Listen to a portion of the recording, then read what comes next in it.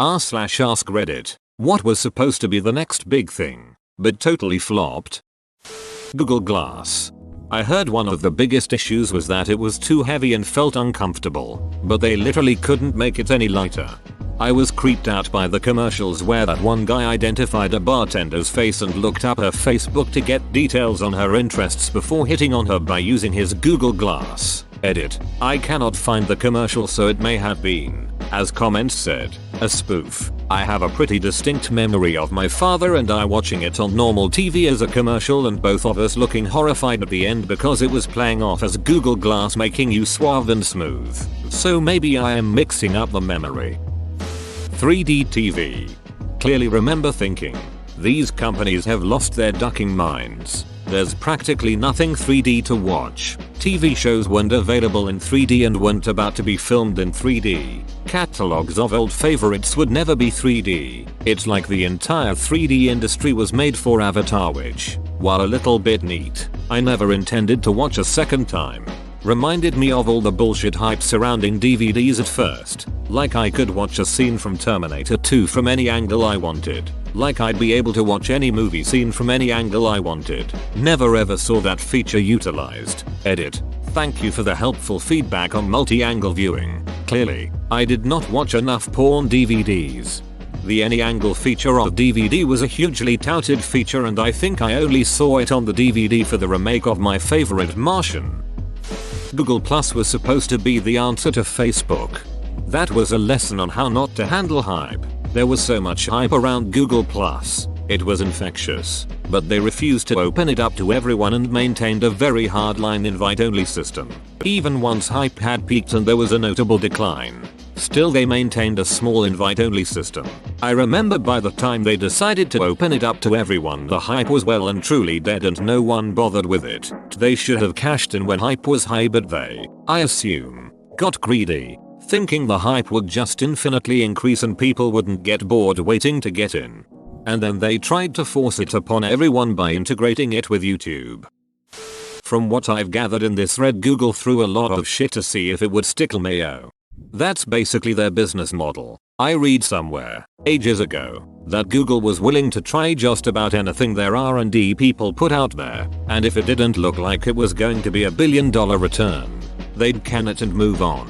Also, a lot of things they cancel have features that end up in their mainstream projects, like the conversation view, mail categories, trip thing, snizzing from inbox are all just part of Gmail now. I was at a conference about 12 years ago. Google presented a trial they were running in Africa because there was still very low percentage of smartphones and internet. So they had a call-in service where people could call a number and ask for information in their local dialect. The operator would Google search it in English and translate the answer back to them in their native language. Not entirely relevant, but I like the trend where everybody wanted the smallest cell phone possible. For 20 years cell phones got smaller and smaller, often being the main selling point of the phone. Then all of a sudden you couldn't watch videos on your phone, and almost overnight the trend reversed to larger is better. Now I want to watch Zoolander. His phone was hilariously small.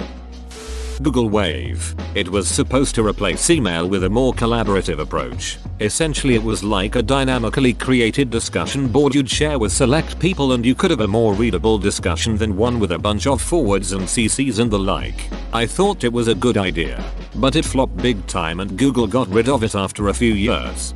This was by far the best collaborative platform for planning trips I have experienced. I took a lot of backpacking trips, and we could all combine research, having a collected map, take stock of inventory etc in one place. Now I see people putting that stuff into a Google Doc and it kind of sucks by comparison. RIP Google Wave. I worked with a guy who used Wave. We collaborated on a personal project using it and it was a great tool. We also used it to plan some game nights at the office and it worked well for that too. Honestly, I think it was almost ahead of its time. I see similar collaboration concepts now in Microsoft Teams and it's highly used by my company.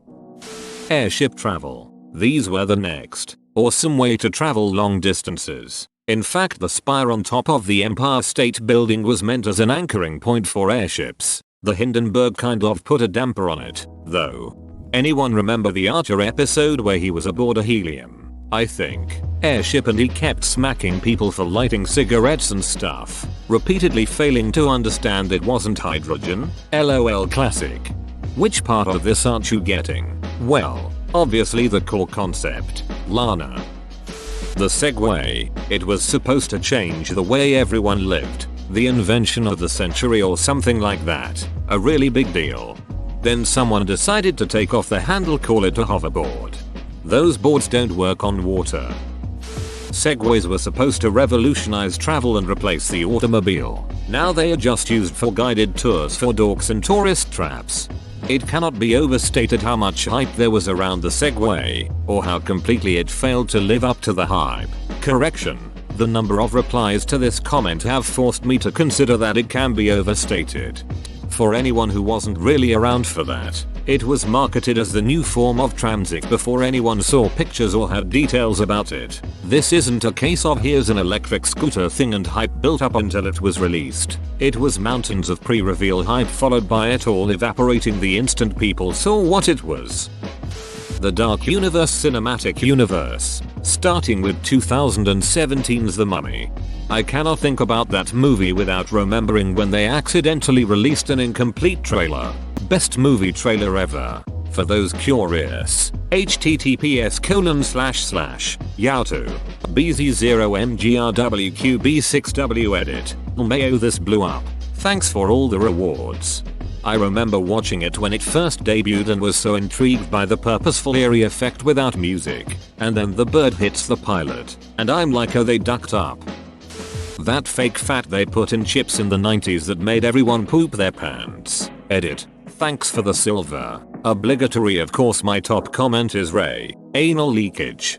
I was on a Boy Scout camping trip when these were coming out. Someone walked around giving out free bags as a promotion. A bunch of young teenage boys getting a bag with a loose stool warning on it devolved into 24-48 hours of conversation about nothing but loose stool pretty quickly. Edit. Picture of label added http://imgur, LLGWZP6.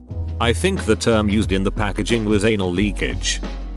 The Panama Papers edit. Since I have your attention, I'd like to direct you to Isage's response here. Seriously, the sad thing is, we all knew it would be like this. Another sad thing is that it is all still happening. Oh, and the journalists who did this mysteriously died. Xbox Kinect. I'm sad to say I agree. I got an Xbox One when they were bundled with Kinect. The only thing I used it for was Xbox On and Xbox Off, LOL. Nothing was worse than getting red carded in FIFA when the mic heard you swear at the TV. Movie Pass. I sure got my money's worth while it was around. I never watched more movies in a month than when I had Movie Pass. Such a horribly consumer-friendly concept that was never going to work long term. Unfortunately, after I ended my subscription, they signed me back up at least 2 more times without my consent. But I caught on and cancelled before they got any more of my money. This one might be a bit obscure just because I've only ever met one other person familiar with it, but Google's Project Era Modular Smartphone was looking like it could have been the end-all be-all of smartphones. Based off the Phonoblock's idea of having a Lego-like hot swappable module phone.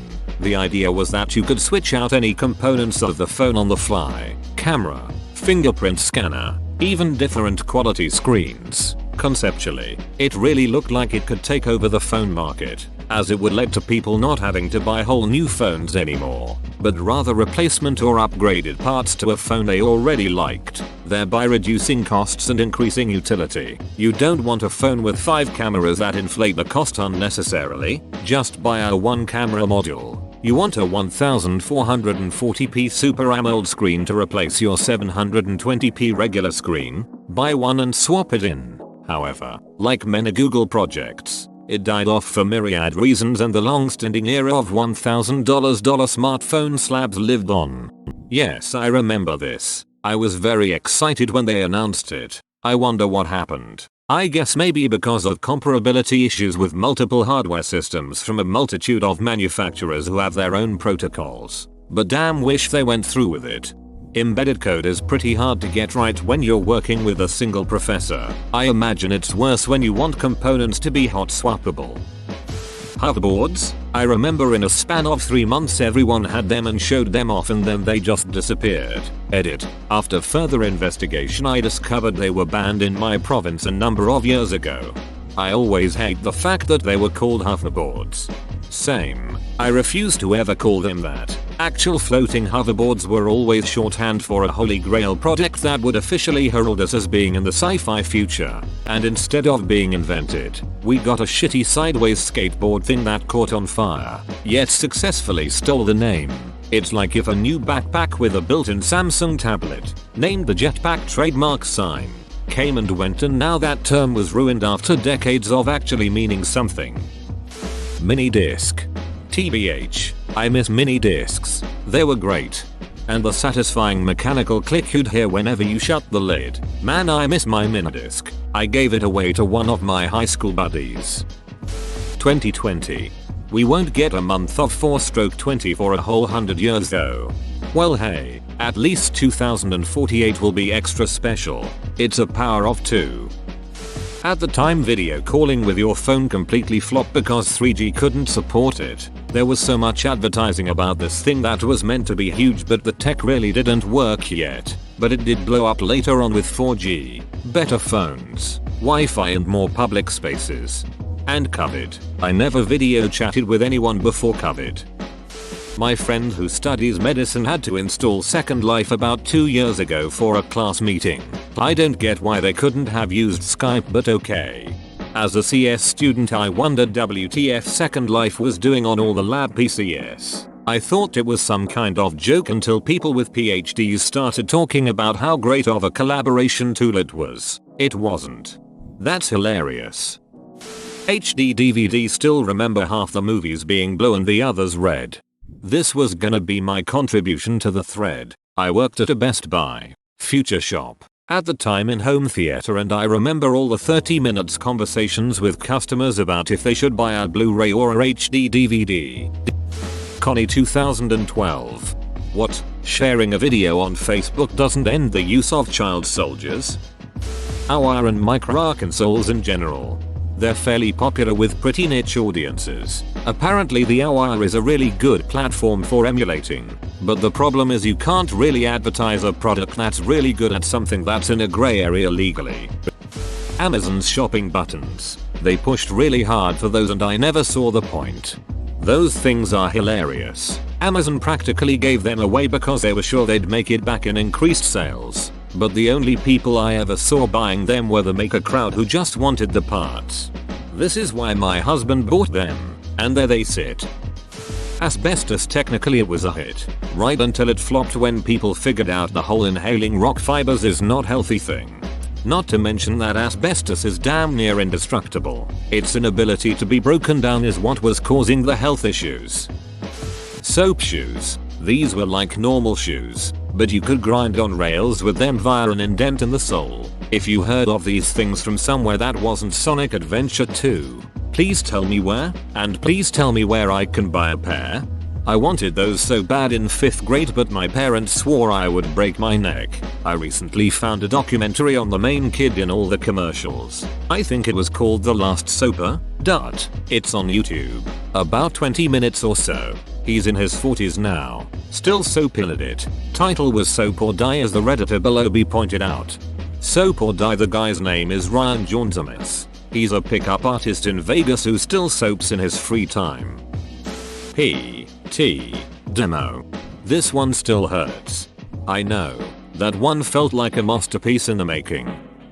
Edit. I feel like I need to clarify that I do not think video calling is useless or unpopular. I understand how it has helped out a great deal with medical, legal, educational and other fields. I also understand that the younger generation is a lot more comfortable with casual use of video calls. My point is that since the telephone came into widespread usage, there was this sense that the change to audio and video was inevitable and that it would become the default way to communicate over distance. Until the cordless handset became affordable, you were required to be in a specific location to make or receive a phone call, and their projections of telecommunications developments of the future were predicated on phones being in fixed locations. What I'm saying is that I don't believe video calling will ever supplant the text message as the default way to transmit short informational messages. Video calling may gain popularity for chatting and socializing, but the text is more or less here to stay for short messages. Nobody wants to go through the "Hi, how are you?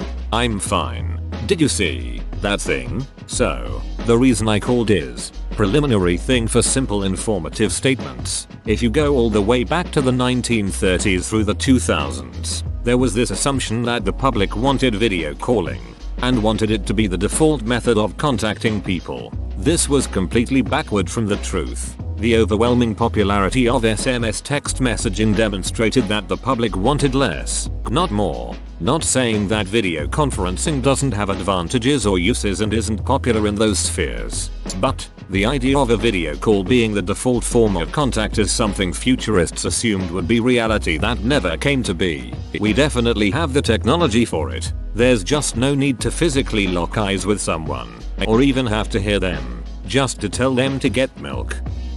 Whoa, you made it to the end? You're a ducking beast. I'll cut you a deal. Smash like and subscribe for more curated content, bruh. It's free and that's a great price.